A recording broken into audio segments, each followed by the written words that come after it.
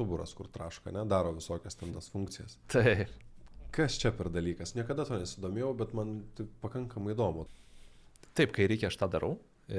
Aš tuo nesikliauju. Tai yra dalis osteopatijos technikų, tai yra manualinės terapijos. Kitaip tariant, manipulacija. Tai yra stuburo slankstelių manipulacija, stuburo slankstelių sąnarių. Tas trekštelėjimas. Tai pats fenomenas to trekštelėjimo tai yra taip vadinama kavitacija. Tai yra, jeigu aš sutreškinsiu savo pirštą, ne, pabandykim, staigiai išplėstas patemptas sąnarys, jame sąnarinis skystis, staigiai pakeičia slėgį ir jame susiformuoja dujų burbuliukai. Kai mineralinio butelio atsukį jis užputoja.